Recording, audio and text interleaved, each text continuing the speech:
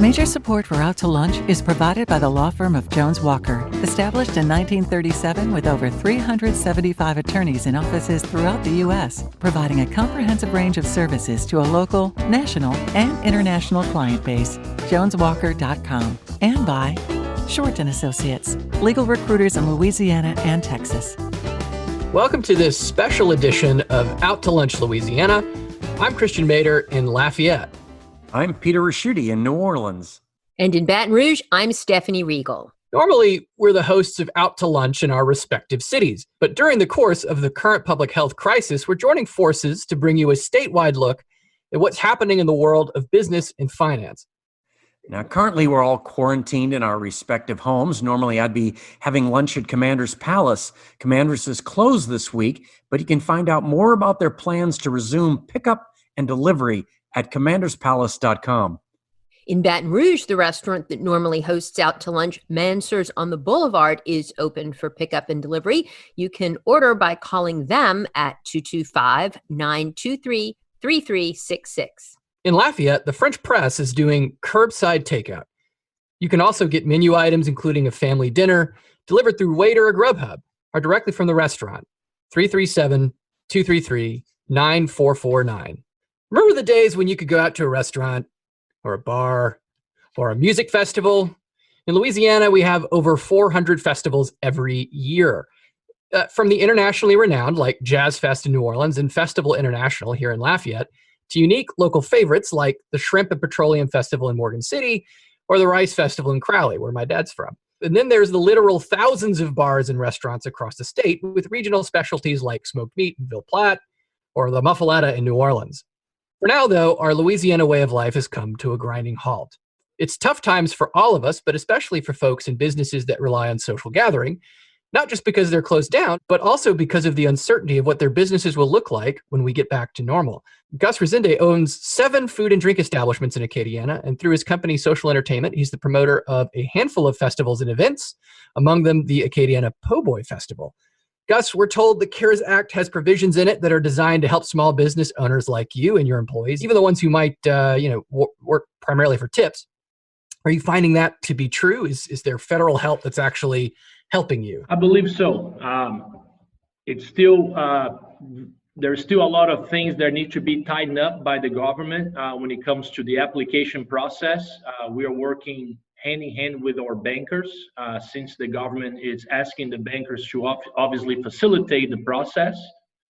But it's still we're still, the word that we're getting from our CPAs and our attorneys and the bankers is to be patient as they develop the proper application process. But we believe that help is on the way and is going to give us a little bit of a breathing room right now. But it's still a little murky, the application process and how funds are going to be dispersed and how we're going to be able to apply for the funds and what will be forgiven, what will be a loan. Still a little bit of we're not quite certain yet how all is going to play out. We're asked just to be patient as the government continues to develop these procedures. That's going to be kind of difficult. And I mean, I would imagine you own a bunch of different types of restaurants that some of them are, maybe working better than others. I mean, can you talk a little bit about how sort of the varied business interests you've got are working on an individual basis? I mean, are you finding that some things are working and some things aren't right now? Exactly. We are looking at our entire portfolio of businesses. And about a month ago, when this really began to really affect us in a day-to-day operations, we start looking at each business. So to really break it down and give you guys an idea, we have Tropical Smoothie Cafes, which is a franchise, and we have 5 locations in Acadiana. We are fortunate; they're all mostly drive-through operations. So we have been able to keep our staff safe and keep our customers safe and still provide as much service as we can. And we have seen a significant drop in sales, anywhere between 30 and 50%, but nothing close to some of the other restaurants are facing. Then you move forward to Dick's Daiquiris, which is a plate lunch daiquiri spot. We had to shut down because we have a bar permit. So By law, we're not supposed to operate with a bar permit. And so we decided to shut it down and kind of give ourselves a little breathing room and rethink about Dick's, since we've been in business for 12 years there. So we have a lot to think and a lot to try to figure out how we want to approach that business moving forward. Then we have our two establishments downtown, one being Central Pizza, which has been a staple in the community for a couple years. Luckily, pizza, easy to pick it up, easy to prepare. So we've been very fortunate that the community is embracing us and helping us in this tough time. We have a window so people can pick up their pizzas through the window. So we have seen obviously a massive drop in sales, but we are fortunate that we're hanging on pretty strong so far. And then the next door neighbor, Tula Tacos, since it's a very young business, only 6 months in operation, we felt that it was time to actually shut it down and give us the opportunity to rethink about what we did as a business, maybe work on some of the conceptual flaws that we put in place, and give our staff a little breathing room. And we're able to move that staff over to some of our businesses and keep everybody, as many people that want to still work, keep them employed. So we're taking this day by day. We're looking at each business and what their needs are. We're waiting to see what the government is really going to be doing and when it comes to helping.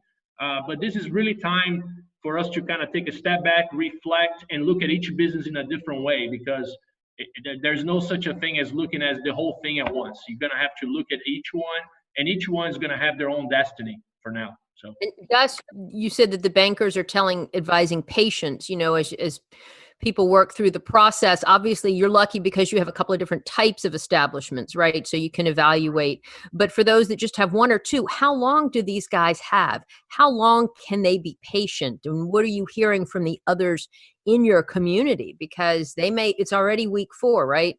How much more can they weather? Yeah, it's, this pandemic has been so eye-opening for a state like ours. We have our own set of issues, as we know, and we are so interrelated with the hospitality, and what that means, events and community, and we're so close to each other in so many ways, how we eat, how we dance, how we play, how we communicate. So, but also this pandemic is showing some of the flaws that the hospitality industry as a whole has. I mean, we've been talking about wages for so long. We've been talking about compensation to cooks versus compensation to bartenders.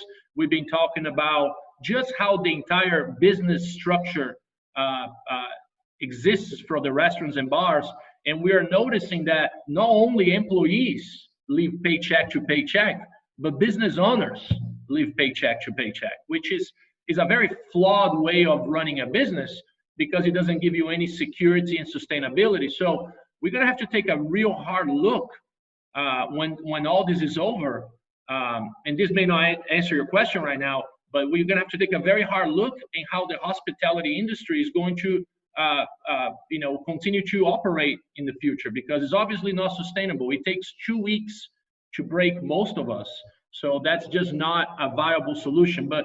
But speaking now in the urgent matter of people needing help, you're right, Stephanie. There's going to be people that are already, they were going into that very first week of the pandemic already probably negative on their books as they go into the week.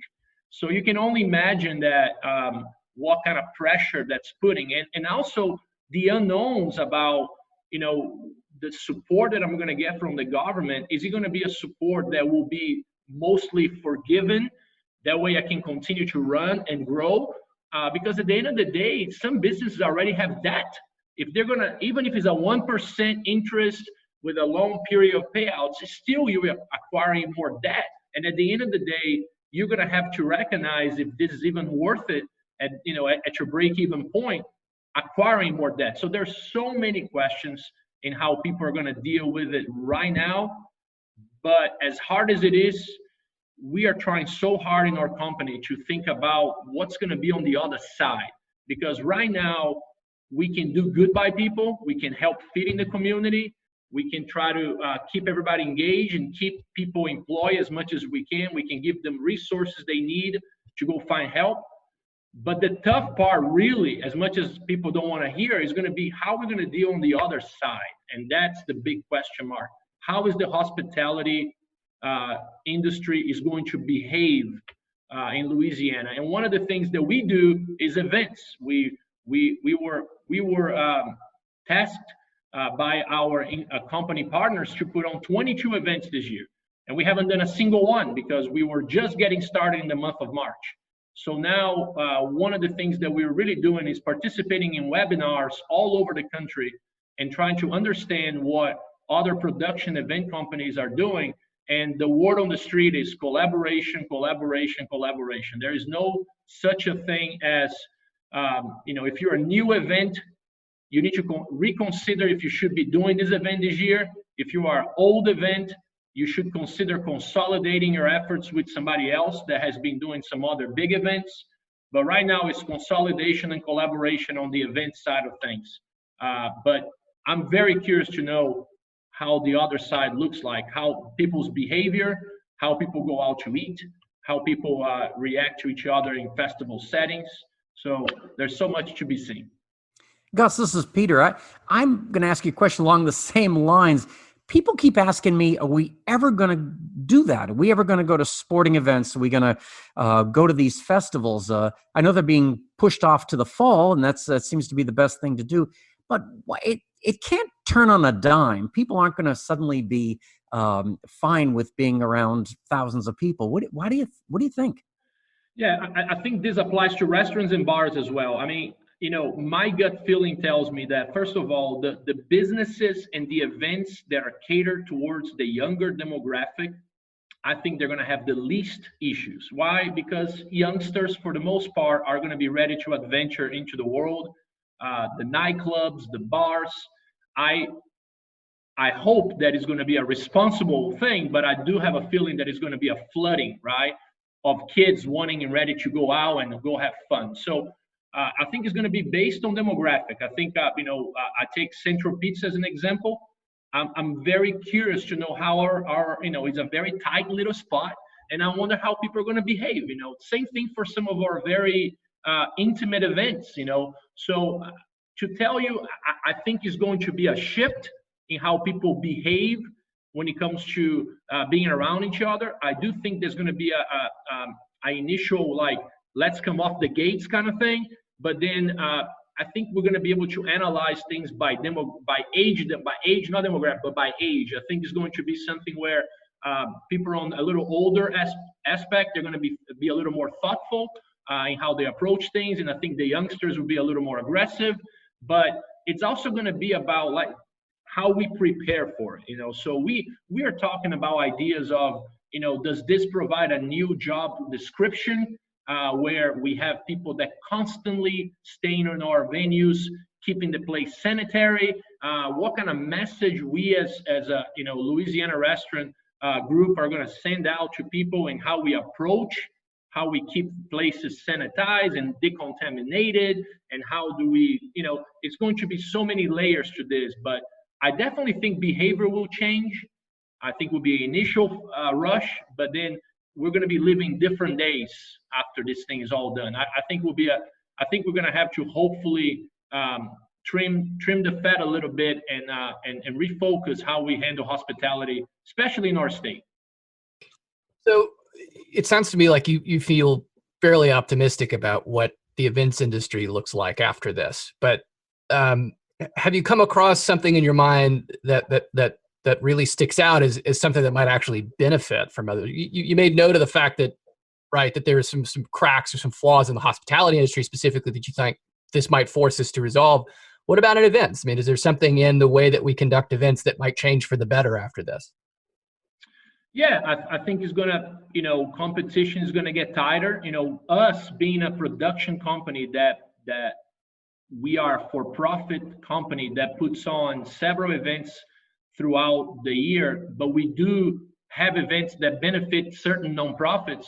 The approach that we are taking is we need to be very sensitive and careful how we approach our programming schedule moving forward, because we have nonprofit organizations that their livelihood is to put on that one event every year.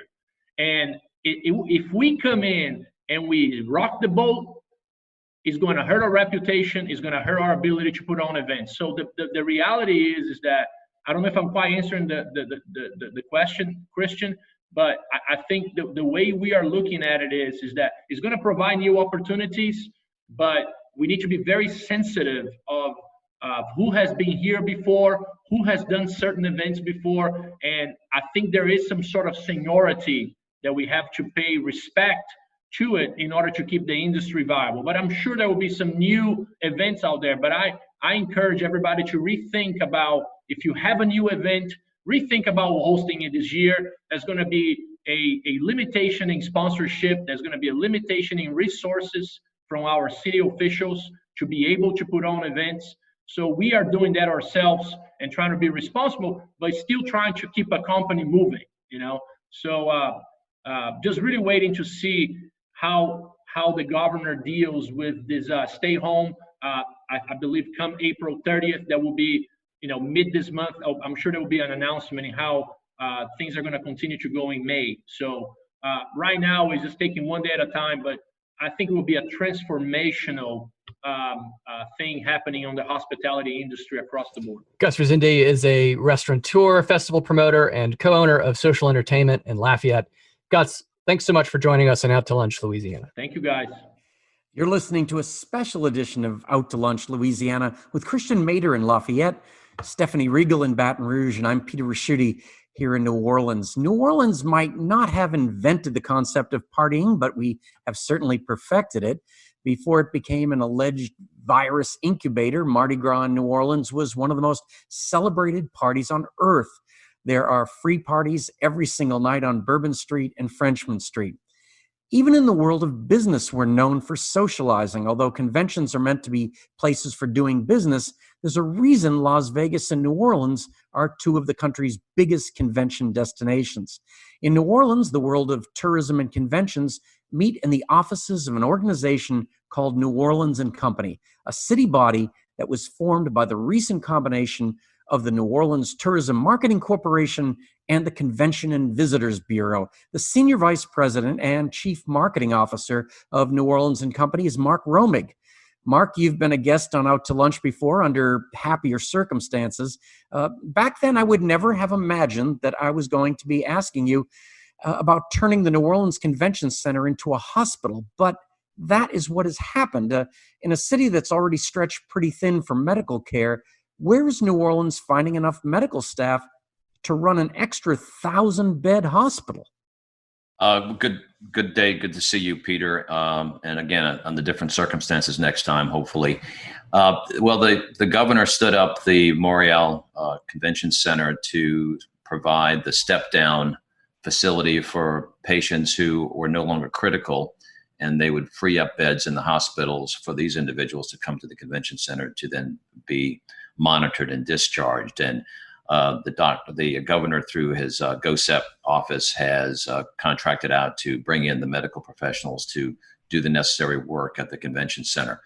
And they've stood up, again, another set of units across the street in a parking lot for people who are in the symptoms and waiting for their results as well. So it's necessary. I think the convention center is playing a very vital role, as it has played for many, many years in our community. And obviously we see this being limited and in use, and at some point we'll get to the other side of this, and then it'll be mitigated and brought back to its use as a convention facility. So it's an important role. Our customers have applauded the use of the facility because they know how important it is. And it's just not happening in New Orleans. As you know, the Javits Center in New York City is currently being used in this way, and many other facilities like our convention center around the country are being used as that surge facility.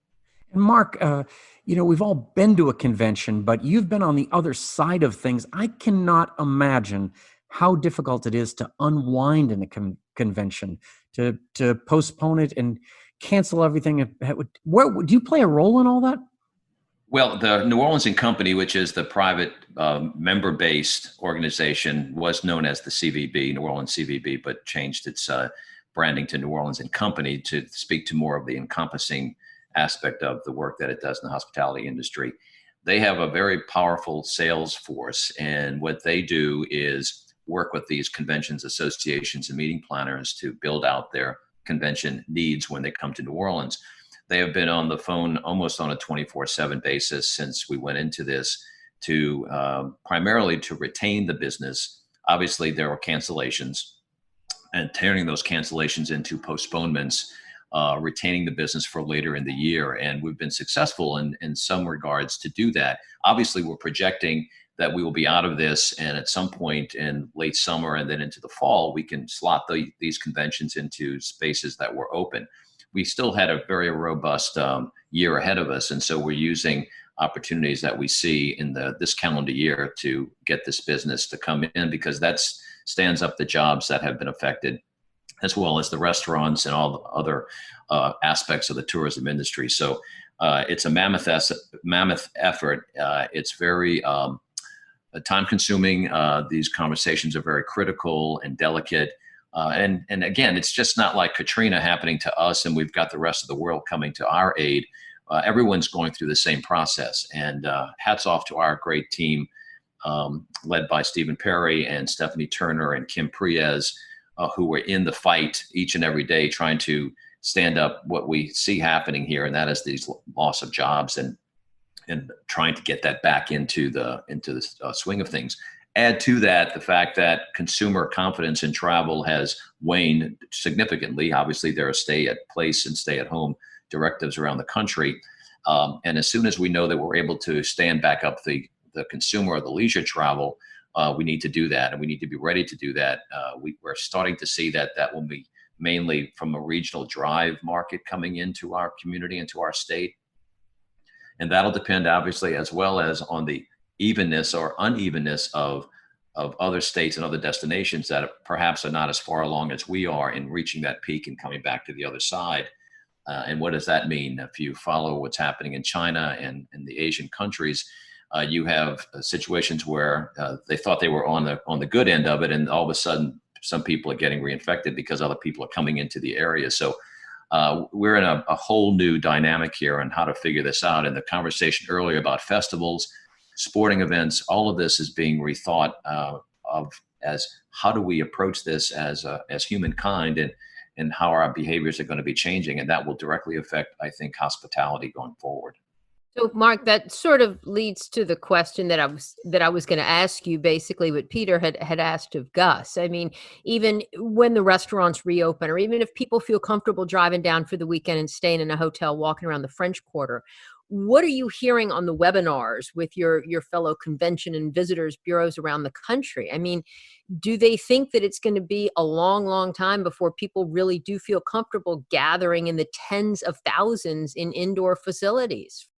Yeah, in New Orleans alone, we have 145 plus festivals. And to Gus's point, I think there'll be a lot of rethinking of what that looks like going forward. Restaurants, as it relates to seating protocols, when you think through the distancing measures that we're being asked to follow now, 6 feet apart, how does that look in a restaurant when we do get to stand up our activities? What does that look like as it relates to checking into a hotel? And are people going to be required to have a mask? And what does that look like? So I think, again, a lot of discussions. The industry's trying to figure this out as well, but we're having to follow the experts. We have to follow the medical experts on what they're suggesting, or not suggesting in this case, recommending and requiring for us to do, so that we can get on the other side of this pandemic. And of course, we're all thinking through the day that we get the vaccine done, and then we can look back on this and say, oh yeah, remember those days. I mean, some of us, well, not too many of us on the call right now, go back to the 60s when we would stand in line for our TB shots, but it was just sort of that same feeling. We needed to get something that gave everybody the confidence that we could react and be part of our life again. But I do think we're seeing a different life ahead of us for all of us. We're staying positive. We've got to stay positive. We want to bring these jobs back, and we want to make sure that our economy can stand up across the world. We just got to listen to the medical professionals. I'm curious what it's going to look like to try and market that New Orleans is safe and open for business again. Kind of once we get, let's say, the public policy okay, that says, all right, things are pretty safe. I mean, there could be some lasting damage or at least lingering damage from what we've seen in the national media about, well, this was all caused by Mardi Gras, or even like in my profession in journalism, right? There were reporters that had gone to that journalism conference in New Orleans that sort of contracted the virus, right? And some of these things might have lingering effects. I mean, how do you see actually trying to rebrand that it's safe? Yeah, that's a very good point, Christian. I think it's going to take some messaging, some truth messaging, and the fact that we are ahead of it. We're one of the 4 testing sites in the nation that got the test done, which I think was one of the reasons why you saw so many results coming back. We know this, the truth of the story of Mardi Gras. There were no federal guidelines given to the city about Mardi Gras not being anything other than what it was going to be, a normal festival. This mayor has spoken about how she would have done different things if she had been given direction. So there were major events happening in other cities at the same time around the country. But I got to tell you, we've got a great marketing team that knows how to message and knows how to speak the truth. And I think we take the right steps, and we can overcome this as we overcame the BP oil spill when people thought there was oil on Bourbon Street.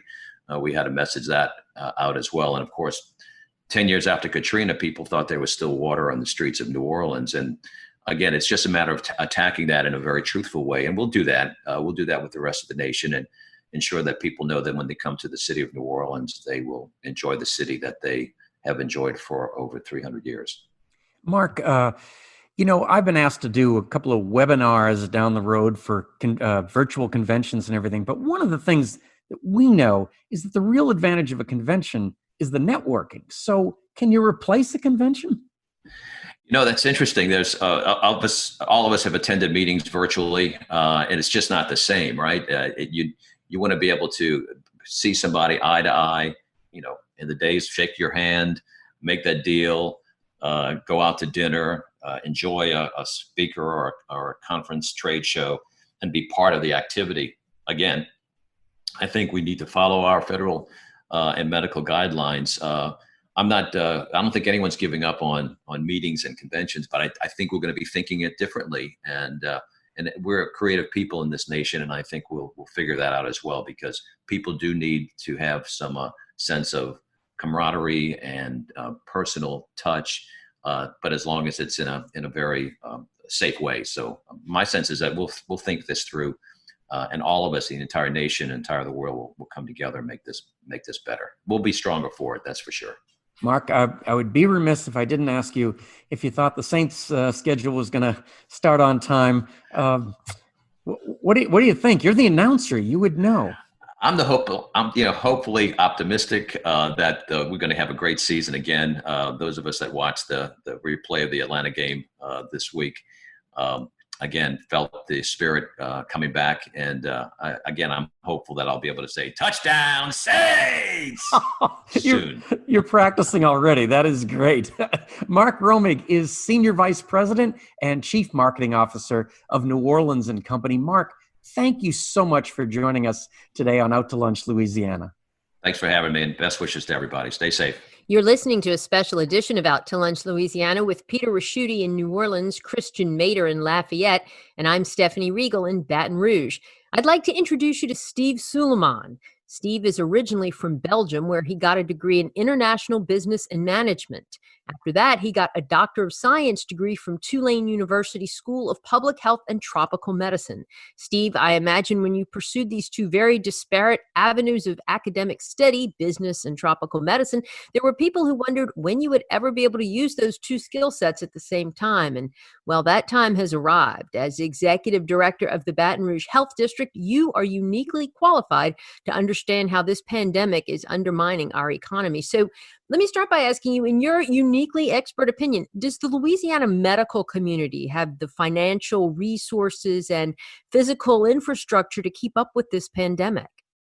Well, thank you for having me, Stephanie. It's a great opportunity. And to answer your question, I would say yes and no. I think in terms of capacity, Louisiana, which have experienced both New Orleans and Baton Rouge, I think has a tremendous amount of high quality healthcare opportunities, some of the leading organizations in the country.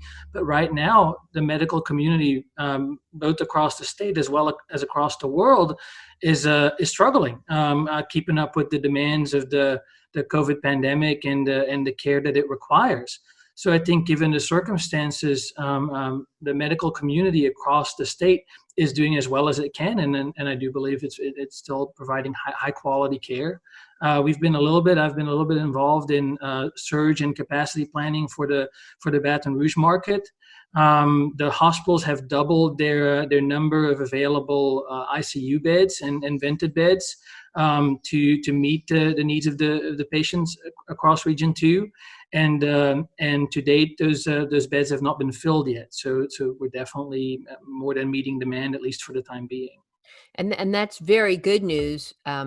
We heard from the governor just yesterday that the latest numbers suggest that we're not going to run out of, I think, ventilators or ICU beds. At least we're not in danger of that at this point, as was projected just a few days ago. But what do you, I mean, we've seen, like in New Orleans, for instance, where we were discussing a few minutes ago, converting the convention center into a makeshift facility. Has there been any planning for that in Region 2? Has there been talk of using the convention center, the Raising Cane's River Center in Baton Rouge for something like that?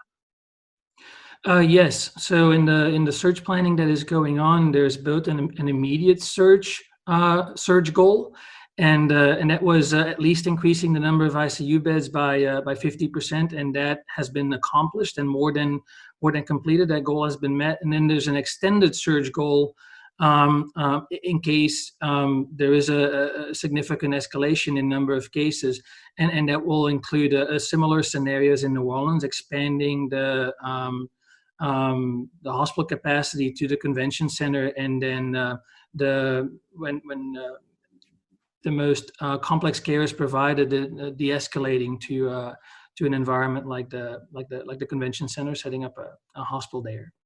As over the years, we've seen a shift towards telemedicine. Obviously, that's been greatly accelerated in the past few weeks. We've also seen a shift to more outpatient care. Is this pandemic exposing weaknesses in that system? Do we need to go back to a world where we have more acute care beds and ICU beds for sick people? Because, I mean, when you look at the numbers, as many people as have this pandemic, it's still a very, very small percentage of the overall population, and an even smaller percentage that's critically ill from it. And yet we're hearing that we're reaching the limits of being able to care for those people. So where's the disconnect? Well, I think a big part of the challenge, as well as the effort right now, is to flatten the curve, which basically means try and spread out the number of cases as much as possible, so that the amount of care that is required at any given time is less than what the max capacity in the healthcare systems is. And I think overall is working quite well, as some of the data suggests for Louisiana and the rest of the world. And I think that's more than anything what's making a difference today. I would say a little bit broader, Louisiana is arguably better prepared to deal with emergency scenarios than a lot of other places, in part because there's been a significant amount of emergency planning done in the past by MOSEP at the city level, GOSEP at the state level, institutions like the Louisiana Center for Emergency Preparedness, because of some of the natural disasters, some of the other scenarios that the state has to consider. And the nature of the pandemic is significantly different and is quite unique, but yet the foundation of productively bringing different stakeholders together and having meaningful conversations and quick decision making into how address difficult circumstances, I think is something Louisiana, including Baton Rouge, is uniquely well prepared to do. And so for an organization like ours, that means within the first week of the governor's announcements and the change of doing business, we had stood up an initiative to facilitate care for healthcare workers across the children of healthcare workers across the Baton Rouge markets to make sure that that people could stay at work when they're scheduled to work and care for patients.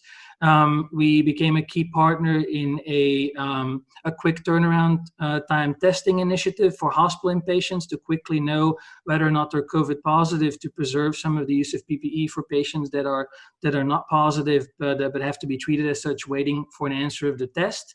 And then we stood up a PPE donation initiative, partnering with BRAC and others to take on donations across industry, especially the chemical and the petrochemical industry, and distribute that PPE, that protective equipment, to all the regional hospitals based on a real-time needs basis. We already talked a little bit about the surge in capacity planning to meet the peak demand. So I do think the region has responded very well and has coordinated very well overall from my perspective. I'm really curious how this is going to have an impact, say, on entrepreneurship or innovation, once things are all said and done. When you look at the business sector, or the way, government has sort of taken a broadsword to a lot of regulations in order to kind of immediately expand access to care, right? Immediately we start thinking about things like telehealth. But setting that aside for a minute, I mean, what kind of space within the medical industry, the healthcare industry broadly, do you really see emerging after this in a way that's innovative? And what kind of new companies do you see, or new technologies emerging? Sure, and I think what might have helped is that the U.S. As a framework, I think is one of the most conducive places to innovation in the world. It was part of the reason why I moved here. My background, I studied chemistry at the University of Antwerp, and then ended up working for a drug discovery company in HIV drug discovery. And one of the key partnerships and collaborations that we had was with the Tulane Primate Center. And if you expand it a little bit to the Louisiana Vaccine Center, the South Louisiana Institute for Infectious Disease Research, the Tulane School of Public Health, which is one of the top dozen or 24 in the world, then some of the great work at the vet school with some, amongst other world-class respiratory virologists, which helped us set up the quick turnaround PCR test. And I think that, combined with a very dynamic, sort of risk-tolerant system of commerce, I think proves to be a great engine for innovation. And I think some of the initial response to the COVID pandemic has been a great example of that, where agencies like the FDA stepped up and immediately developed, based on their existing framework, a mechanism for getting new tests reviewed and approved and implemented quickly. Some of the hospitals and all of the members of the health district, or most all of them, already had telemedicine avenues that were HIPAA approved, that they quickly scaled and started moving some of their care to a virtual basis. And I think to build on that knowledge base, where arguably Louisiana, especially South Louisiana, is one of the hubs for infectious disease research and innovation, is going to continue to provide opportunities to build on some of the relationships, as well as the technologies that are either have been quickly developed or that are being leveraged, and to continue to grow them and translate them into new sustainable technologies and businesses. And for us, that will mean continuing to focus on the economic development dimension of the health district, and to promote new companies, as well as partnerships between the health systems and fast-growing technology leaders. The speed obviously comes with some extra risk, right? There's a reason to some extent that the FDA has been plotting and how it, regulates or approves different drugs or different treatments. I mean, do you see a scenario where some of these moves that we're making to deal with an immediate problem bite us long term?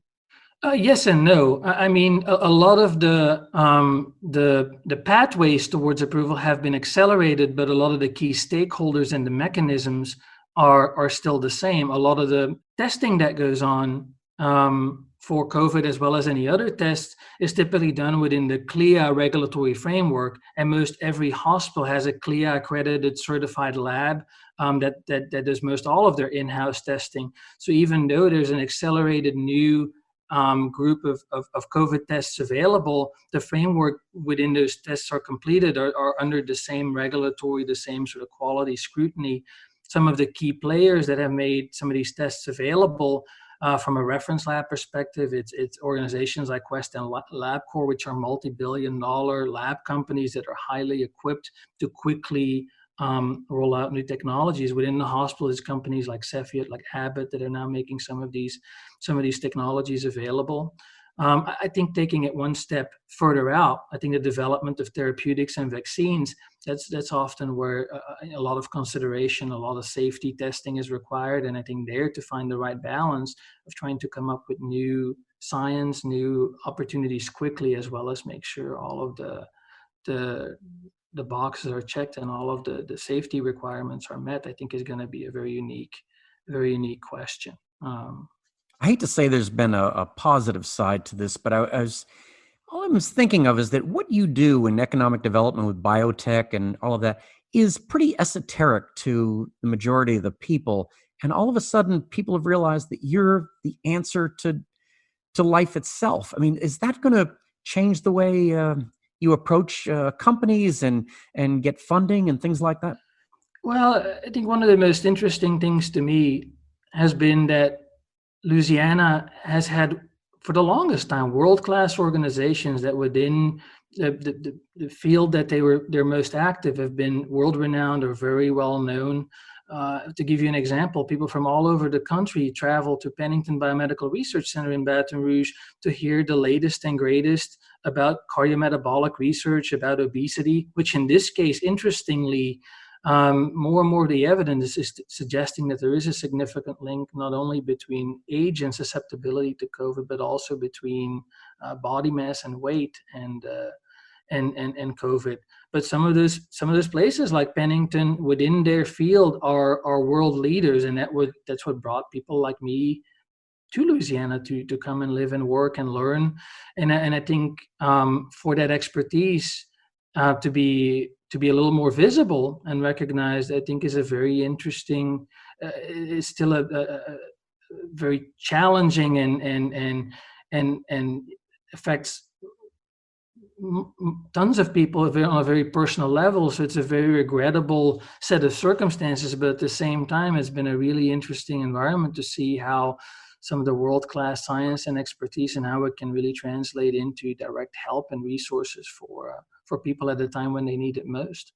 And Steve, before we let you go, I'm just going to pivot a little bit, but given your public health background, when we talk about wanting to go back to normal or being on the other side of this, we all know that's not really going to happen en masse until there is a vaccine. Realistically, best case scenario, how long until you could vaccinate huge swaths of the population? Best case. Is it really 2021? Is it late 2021? Is it 2022 or beyond? Well, I think some of the information that Dr. Fauci has shared as the leader of NIAID and NIH, I think at least a year or more realistically, even on an accelerated track, because it's not only developing a good vaccine candidate, it's testing it and making sure that it's safe, and then building the infrastructure to manufacture it. And I know a lot of that planning is going on now. A lot of the work is going on, is being accelerated. A lot of resources are being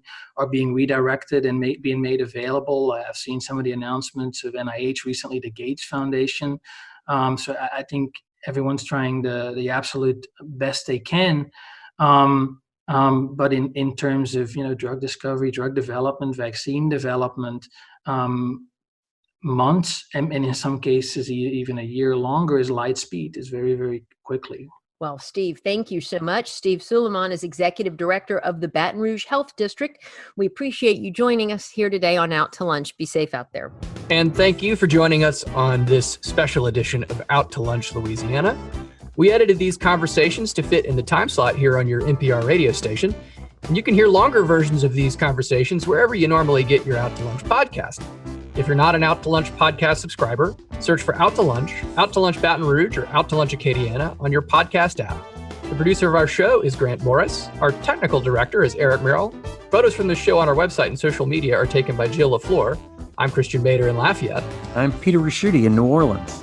And I'm Stephanie Regal in Baton Rouge. We'll see you back here next week for more Out to Lunch Louisiana. Until then, if you're an essential industry and still going to work, thank you. And remember to take care of yourself. If you're not going to work, please stay home and stay safe.